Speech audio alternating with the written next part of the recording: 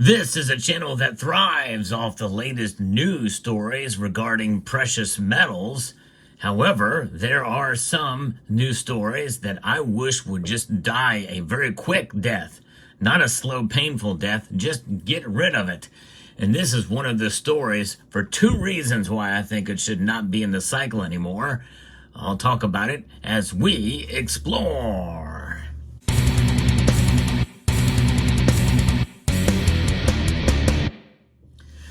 For the life of this channel, I have seen news come and go in the world of precious metals, and many stories I would love to see follow up with. In other words, was one about a stolen Maltese Falcon that was taken some time ago, where it was encrusted with jewels and gold and silver. I've not heard whatever happened to that. It just kind of died on the vine. I think such is the case with the news cycle. Typically, it's whatever gets the most clicks or reads or hype, and part of what I do on this channel is to not only bring you the latest news, but I also have to embrace some of that hype in many cases, or at least put it in perspective as I cover the stories. And that's part of the fine line you have to walk in order to get views. And also to bring information. It has to be worthwhile. It has to be worthy information. And I first reported on a news story about a very large gold discovery that happened in late November of last year in 2024. That was pretty big news, but I was fairly skeptical even then.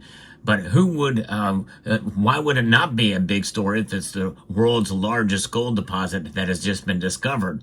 If that's true. In fact, one of the headlines from the article back at that time said a supergiant deposit of high-quality gold ore containing an estimated 1,000 metric tons of the precious metal has been discovered in central China, according to, wait for it, Chinese state media. Boom, that's all you need to know there.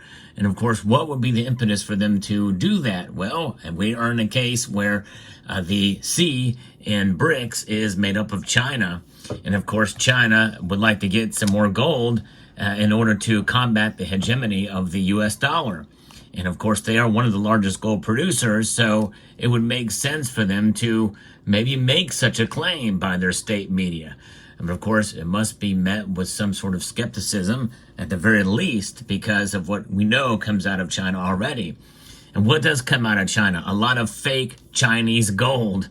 Of course, this is real Chinese gold, but I always kind of test before I buy. And I have stopped buying a new Chinese gold since 2015. That was the last time I bought a new piece of Chinese gold, precisely because of that and the fact that they went to the metric to the weighing, in other words, using grams instead of ounces. This is a piece here that I bought on the secondary market. This is their version of the 10th ounce Chinese Panda. It's at 3 gram instead of 3.1 grams, which is a tenth of an ounce. And they also have very high premiums comparatively. But nonetheless, I do buy Chinese gold if it is on the secondary market and it's a good price, such as the case with what you see here. But notwithstanding, there's a lot of fakes that come out of China, and that has not stopped. And hopefully it will stop soon as part of maybe even some tariff threats and for leveraging to stop a lot of the stealing of intellectual property, and which includes fake gold and silver. A lot of fakes coming out of China, but including, I think, fake news and fake stories, especially when it's Chinese CCP state-run media, the Chinese Communist Party being involved in that. This says that this sort of finding is apparently, they say, could be worth up to $83 billion. That could be one of the largest and most lucrative reservoirs of gold ever uncovered, according to the story from back then. Well, the story has popped up again, and I've received many links to stories that have just been posted in February of this year, in 2025, of the same news, repeated yet again. And for many viewers, and I know I produce a lot of content, but a lot of people, they didn't see the video that I had already done on this story. But notwithstanding, I'm more than happy to cover it again, really to make a point here that these stories need to die. But before we get into that much more deeply, let me make you aware of our sponsor, Summit Metals. They are a very low cost precious metals dealer. In other words, you can find really good deals there. So check out summitmetals.com. Very price competitive, excellent service, and very fast shipping from summitmetals.com. You can also scan this QR code if you want to access it on your mobile device for good deals over at summitmetals.com. So this new article that was sent to me by one of the members of the community, there's a lot out there, brings this out as if it's new news again. But again, this is a rehash from February 6th. A significant gold deposit valued at approximately 78 billion euros has been discovered in Pingjing County, located in the Hunan province, China, which is the same place the other story came from, with an estimated 1,000 tons of gold. This find has the potential to reshape both China's gold industry and the global mining sector. The discovery made within the Wanggu gold field is expected to drive economic growth and attract significant attention from mining companies worldwide. The Geological Bureau of Hunan Province has identified over 40 gold veins within the Wanggu gold field, located at depths of approximately 2,000 meters beneath the surface. The veins are estimated to contain around 300 metric tons of gold at this depth. Of course, it doesn't really give a source for this story, kind of looking around to see what it is, but the thing is that we really don't know if this is true or not. And it could be, it is possible, but sometimes these stories will rehash themselves, and not just with regards to the motivations of the Chinese government. It's just other stories as well, too. There is this idea that, that some of these news agencies, in order to get relevance, will rehash some of these stories or take them from times gone past and rework it again.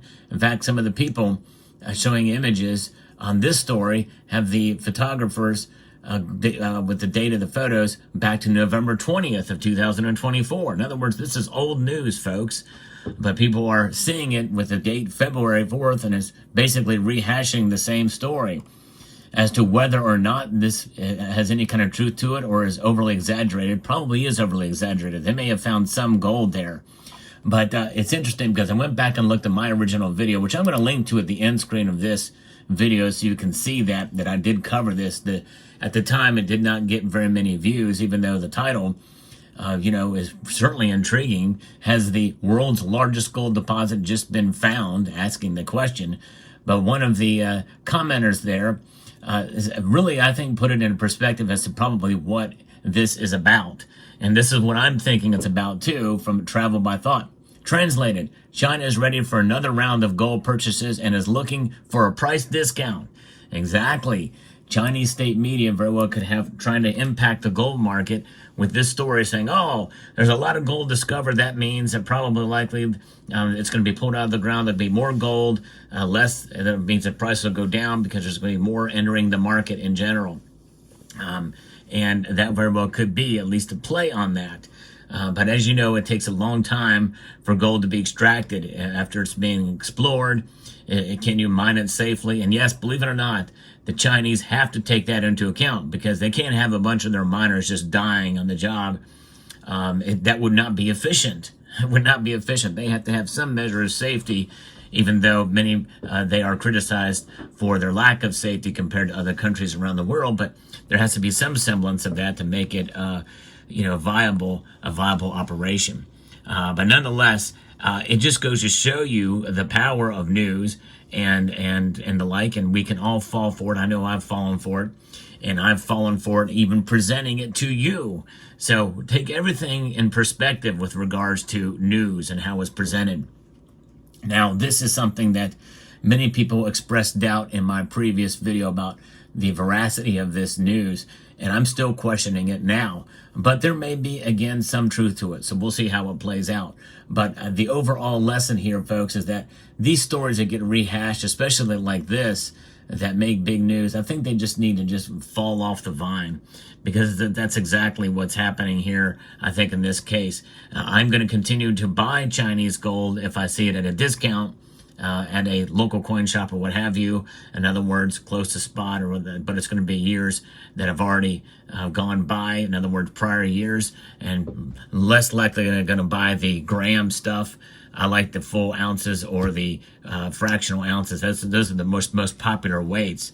And of course, what you see also here are some of the other types of bullion that you see from the Perth Mint, from the Chinese lunar series, very popular lunar series from the Perth Mint. Other mints have done it as well. That's probably one of the best, most lucrative exports out of China in terms of for precious metals, is having these lunar series coins. I've never seen Chinese lunar series coins, which is ironic. They're mostly always pandas, although the Chinese gold market is very different than the U.S. Their bars and the like, and rounds and coins, you don't see outside of that out of China. I never see that stuff around sold anywhere. I've seen videos and images of Chinese bullion bars, but never seen them outside of that area. Same thing with Korean, other than the Comsco mint and the stuff they produce mainly for the Western markets. There is sort of a disconnect there between East and West, and I can't help but wonder if maybe some of this is intended for domestic consumption as well as international for the same or other motivations. So let me know what your thoughts are about this news. I hope you found this video informative, insightful, and educational. I'd like to extend a multitude of gratitude to each and every one of you for taking the time to watch, and to encourage you to please rate, share, comment, and subscribe.